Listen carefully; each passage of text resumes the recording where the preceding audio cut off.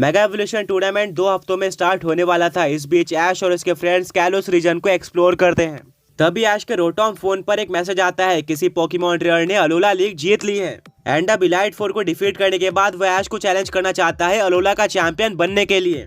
ऐश कहता है अमेजिंग, काफी टाइम बाद एक चैलेंज आया और वो बिना कुछ सोचे समझे चैलेंज को एक्सेप्ट कर लेता है। बैटल के लिए ऐश और उसके फ्रेंड्स को अलोला रीजन पहुंचना होगा। ऐश अपने चार्जार्ड को बाहर निकालता है एंड उस पर बैठकर सभी लोग अलोला रीजन के पोकेमॉन स्टेडियम के पास पहुंच जाते हैं, जहां पर ऐश को प्रोफेसर कुकुई भी मिलते हैं। वो कहते हैं कि ऐश तुम यहाँ पर क्या कर रहे हो। ऐश सब कुछ एक्सप्लेन करता है कि वो एक चैलेंज एक्सेप्ट करने आया था।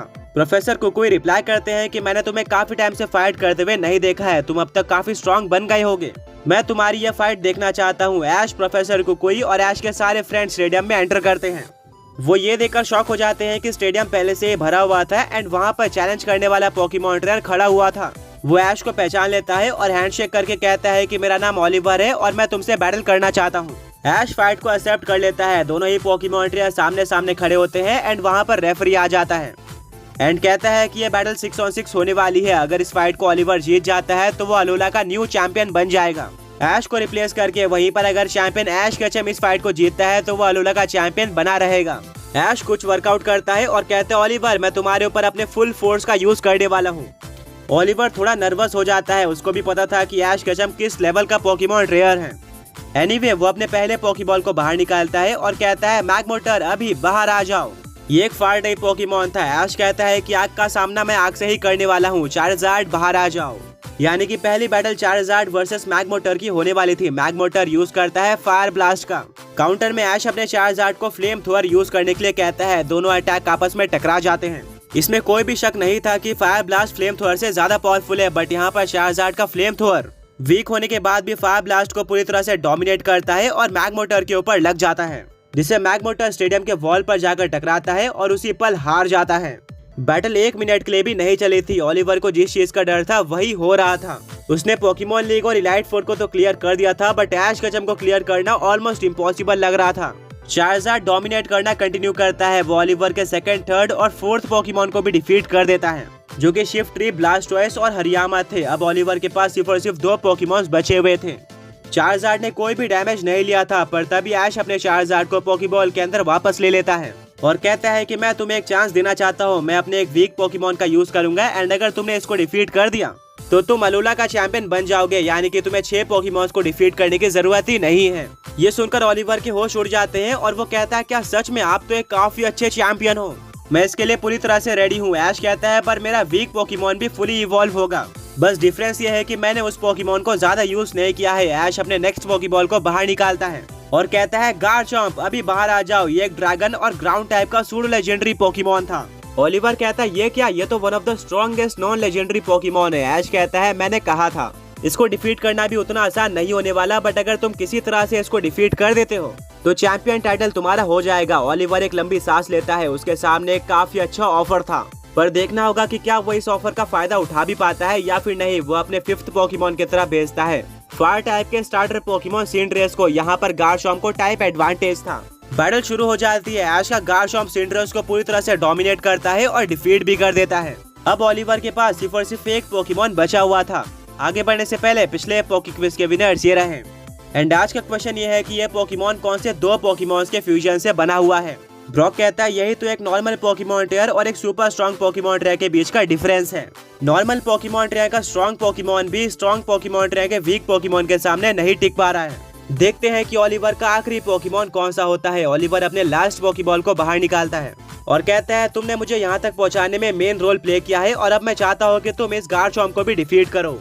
तुम भी एक सूडो लेजेंडरी पोकेमॉन हो, अभी बाहर आ जाओ सेलेमेंस।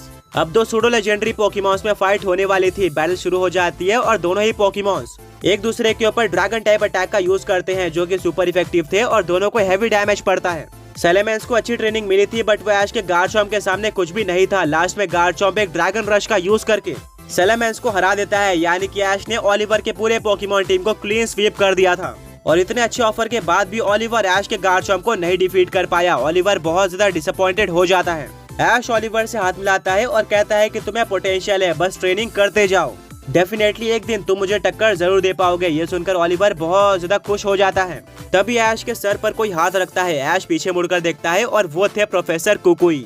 वो ऐश के इस प्रोग्रेस को देखकर हैरान हो गए थे। ऐश ने ओलिवर को जिस तरह से हराया था, प्रोफेसर कुकुई ने ऐसा सोचा भी नहीं था। वो कहते हैं कि जब तुमने ओलिवर को ऑफर दिया कि मेरे गार्शॉम को डिफीट करके चैंपियन टाइटल ले लो, तो मैं काफी डर गया था कि तुम चैंपियन टाइटल खो दोगे। पर जब मैंने तुम्हारे सो कॉल्ड वीक पोकेमॉन गार्शॉम को देखा, तब मुझे भरोसा हो गया कि तुम काफी आगे निकल चुके हो।